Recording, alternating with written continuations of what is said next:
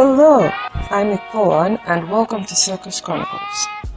Today, I'm going to be teaching headstands. If you're already very athletic and you'd like a challenge, or you do some yoga, or you hope to one day learn handstands, this video is definitely for you. That doesn't mean that if you don't fall into the above categories, you shouldn't do this. However, if you haven't tried this before and you have any back or spine problems, I wouldn't recommend it without clearance from your doctor. If you do feel comfortable trying headstands and after doing a few you start to feel a funny type of way, like pain or stiffness in your neck, I would recommend stopping and taking a break for a few days. Headstands are great fun and very satisfying when done properly, but they're also very delicate as you're transferring your entire body weight onto your head and neck. Another thing to consider is that while you're upside down, a lot of blood will be rushing to your head, so take it slowly and be careful. Now, you're not going to jump right into a headstand. It's important to warm up first. I usually like to do some core strengthening exercises. First, you can go into the push-up position. We're not actually going to do push-ups, not today at least. We're just going to hold the position. Make sure your arms are as close to vertical as possible with your palms flat on the ground, your body a straight diagonal line from head to feet. Don't let your hips sag downwards or point up to the sky, but try and maintain that straight line so that if someone were to put a drop of water on the back of your head, it would roll all the way down to your feet. Next, we're going to do the plank on the forearms as I am demonstrating here. It's a similar concept to the first one, only it doesn't rely as heavily on arm strength. If you want to make it slightly more challenging, you can rest the front of your feet on the ground rather than the underside of your feet. I would recommend that you hold the push-up position and the plank for about 30 seconds each, and you can do them 2 times or more if you wish. When you finish, you can do a brief stretch in child's pose.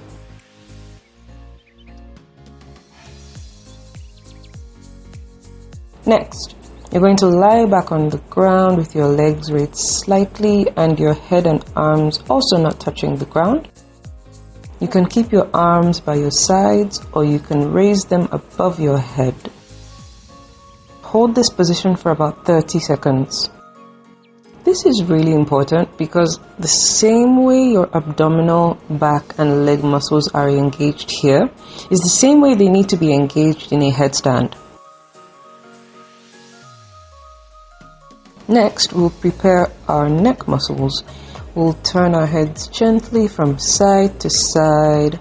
I would recommend 5 to 10 times on each side. Then rock your head backwards and forwards. Also about 5 to 10 times.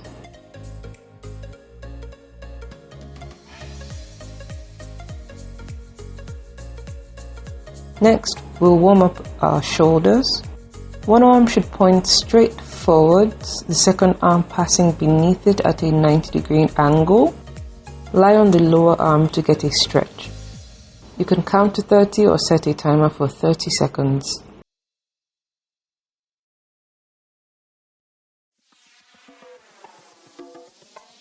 Then switch arms and repeat.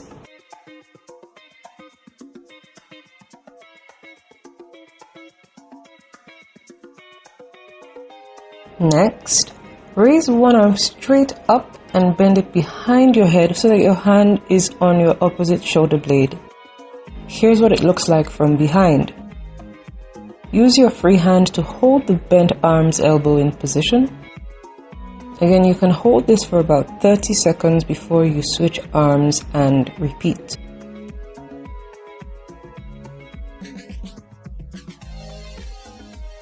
One more preparation that's really good is a pike stretch forward.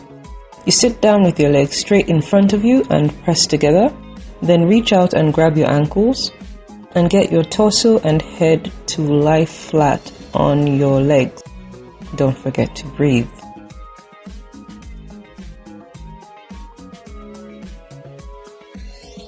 Great!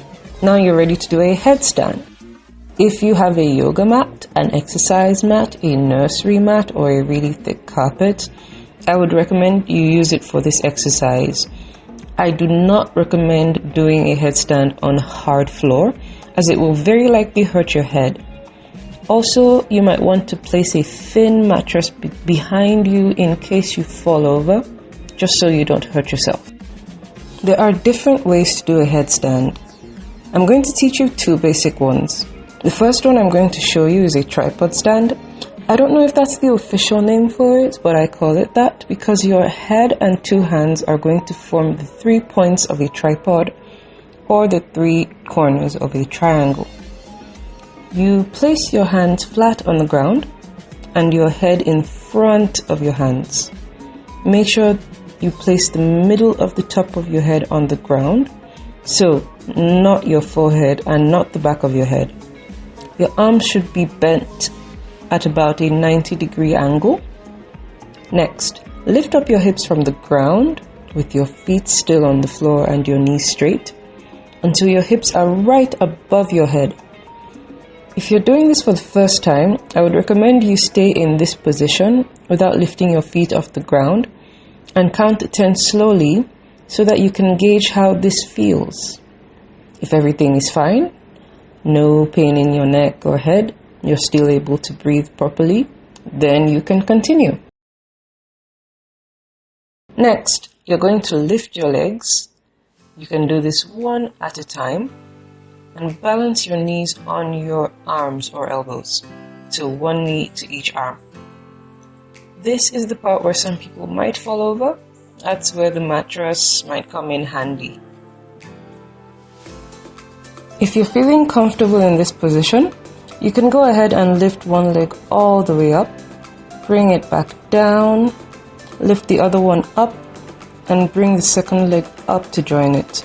Point your toes, and there you go, a headstand. Now, it's very important to keep your core muscles engaged.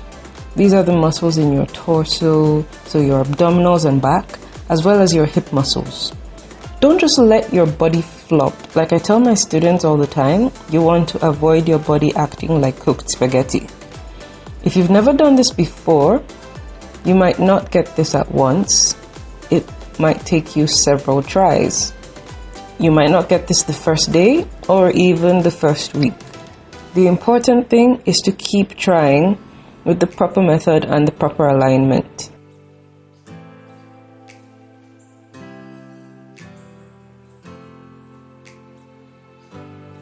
After a couple of attempts, it is a good idea to stretch out the muscles in your neck, as they're under more pressure than usual.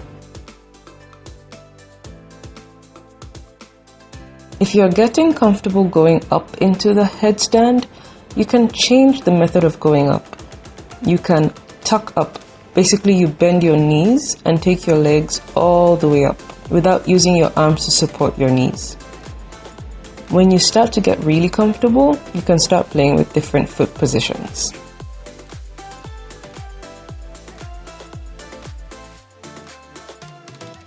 The second kind of headstand I will show you is one that you see very often in yoga. You make a kind of triangle with your forearms, with your head placed in the middle. I think this one might be harder to grasp if you're new to this, but I personally prefer it because I get to support my head and my neck is under less pressure. The downside is that you don't get to use your elbows to support your knees like we did in the tripod stand. Once you lift your hips above your head, you simply tuck your knees to your chest and lift your legs all the way up. Don't forget to point your toes. Something that might be helpful to you, if you have a bare wall in your home, you could use that to support yourself while you do the headstand, so you don't have to fall over.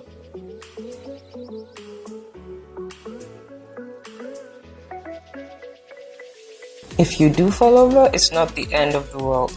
Just make sure you have something soft to land on, and when you feel yourself tilting over, push with your hands and roll onto your back. When you're done working on your headstands, it's important to decompress your neck.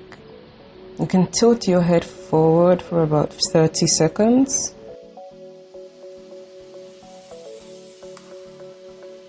Then backwards for the same amount of time. Next, tilt your head to the left. Place your left hand on your right ear. You're not pulling down your head, you're simply letting the weight of your arm give you a proper stretch. Your right arm should be positioned straight down beside your body with your right hand flexed. You can hold this for 30 seconds, then repeat the same thing on the other side.